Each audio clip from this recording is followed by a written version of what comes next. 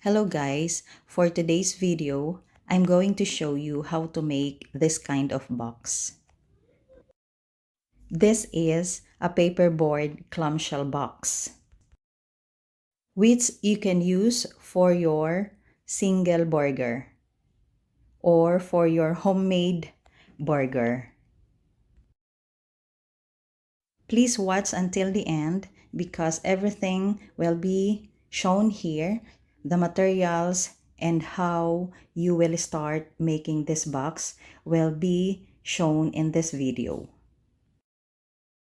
Before we start the tutorial, please subscribe to my channel, Bake in Box, and click the notification bell, then set to all, so you will be notified for my next uploads. Because I will be uploading several videos, and if you want also to request some boxes on how to do it, you may comment down. So I will try to make a tutorial video for that. The first material that you must have in making this box is a paperboard.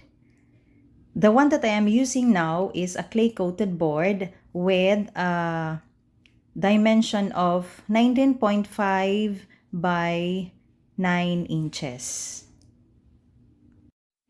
This size is enough for the 5 by 5 by 4 inches paperboard clamshell box. This is for the single burger. So the first step is measuring. The first measurement is 2 inches on the right side. That is for the base of the box. And then the width of the box is 5 inches. So from this point, we will measure 5 inches. And then this 2 inches is for the left side, for the height of the base of the box. Then do the same on the other side or on the top of the board. Same measurement, 2 inches, then 5 inches, and then 2 inches.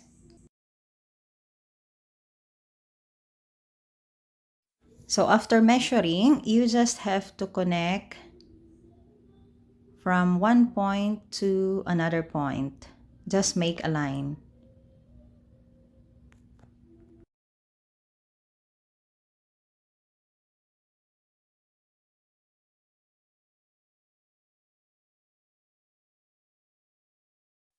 And now we will also do the measurement on the vertical side of the box, which should measure 2 inches. From this point, we will measure 2 inches, and then 5 inches, and then 2 inches, and another 2 inches, then 5 inches, and then 2 inches, and 1 inch. Then the same thing, do the measurement, just the same measurement on the other side of the board. Again, 2 inches, 5 inches, 2 inches, another 2 inches, then 5 inches, 2 inches, and 1 inch.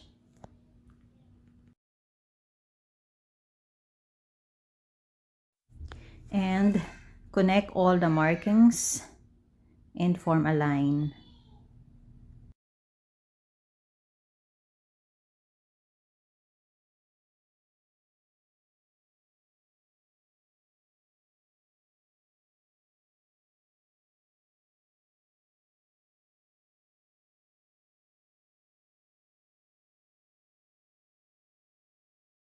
So this should be the outline on the paperboard. Okay, the next step, On the right side and the left side of the board, we will do like this one. Get the center of each of the 2 inches. The one that you have measured 2 inches, you will do the same like this one. You have to form a triangular shape towards the edge of the board.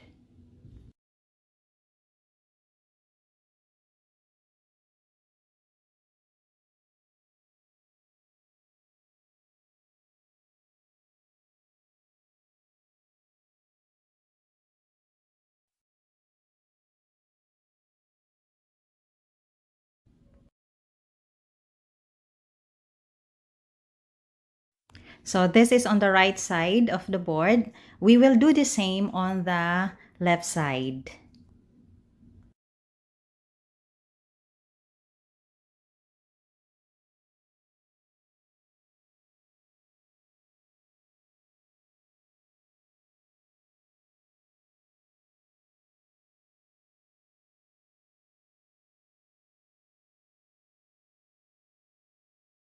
Okay, so this is it.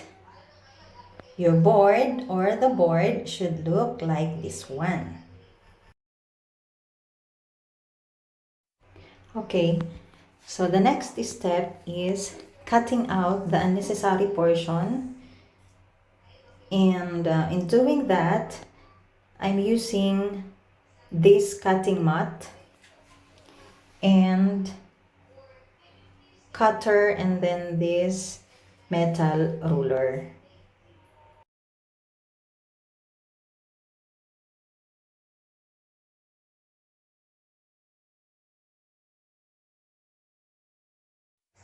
Please watch carefully, guys.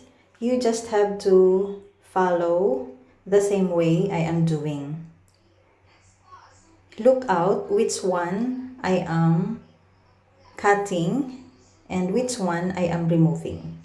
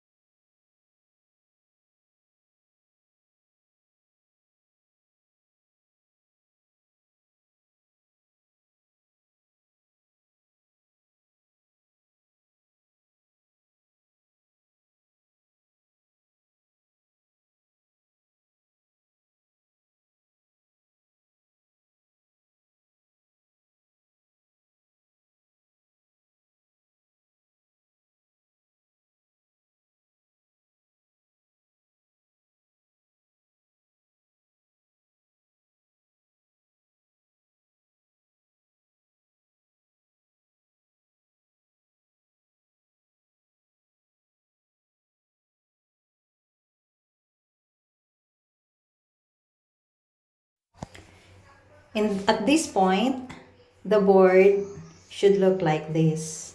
But this is not yet finished. We still have to cut out something.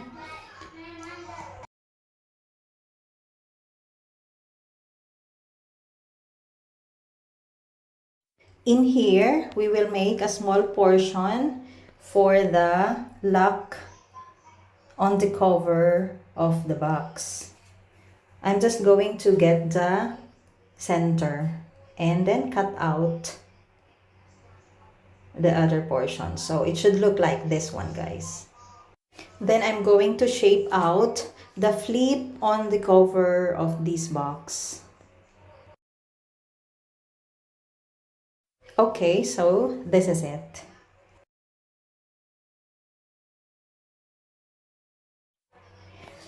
Now, it's almost done. Next is I'm going to make a curve. Just a little bit curved. just to make it beautiful in appearance. That's it. I'm doing it for all the triangular shape that I had made earlier, the 2 inches.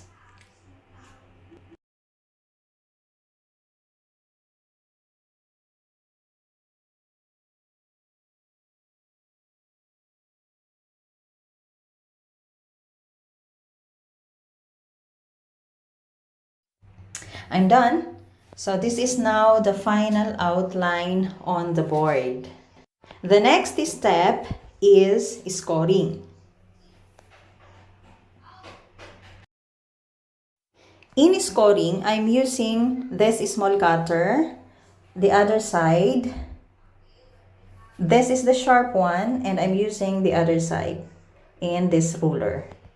So we will just score all the vertical lines.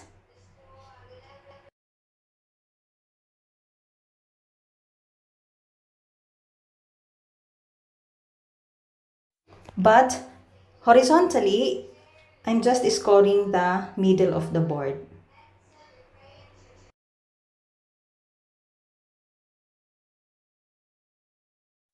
Next is, I am using a double-sided tape to lock the side of the box.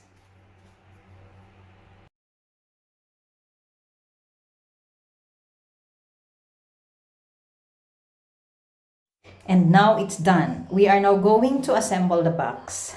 This is how I am folding. So I'm just following the one that I have scored. It's easy because I have scored it already. So that's it. Now I'm going to attach this one like that. You see this? And then do on the other side and for the others.